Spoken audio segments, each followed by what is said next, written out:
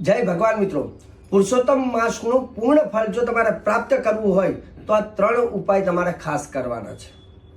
માતા પાર્વતી શિવજીને પ્રાર્થના કરે છે, શિવજીને કહે છે કે હે ભોલેનાથ, મને અધિક માસનો એક એવો ઉપાય બનાવો કે એ ઉપાય કરવાથી અધિક માસનું પૂર્ણ આપણને ફળ પ્રાપ્ત થાય।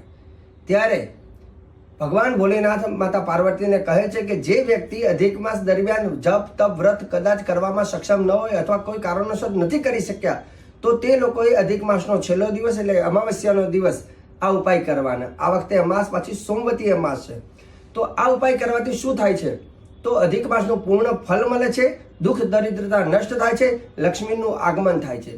જેમાં ખાસ કરીને સોમવતી અમાસના દિવસે સવારે સ્નાન કરવાનું અને સ્નાન કર્યા બાદ એવું કહેવાય છે કે ઘરની અંદર મંદિરમાં દીવો કરવાનો, ત્યારબાદ 2 કાંસાની વાટકી લેવી, 2 કાંસાની વાટકીની વચ્ચોવચ મીઠા પુલ્લા એટલે કે માલપુવા એની અંદર ભરવાના, બીજી વાટકી એની ઉપર ઢાંકવાની, 1 વાટકીમાં મૂકીને બીજું એની ઉપર ઢાંકી દેવાની, 2 વાટકીથી સંપૂર્ણ થઈ જાય અને નાળેછડી લઈ અને 7 રાઉન્ડ તમારે લગાવવાના છે।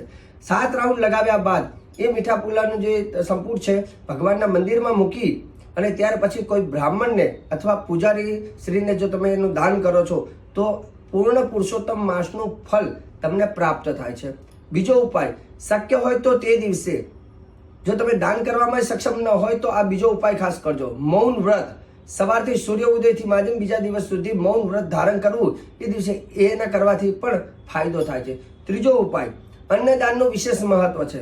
એવું કહેવાય છે કે 1 કિલો ચોખા અને 1 કિલો ઘઉં તમારે તે દિવસે અધિક માસની અમાવસ્યાના દિવસે જો તમે કોઈને દાન કરો છો, કોઈ ગરીબને કે કોઈ બ્રાહ્મણને, તો એનાથી પણ પૂર્ણ પુરુષોત્તમ માસનું અધિક માસનું ફળ તમને પ્રાપ્ત થાય છે।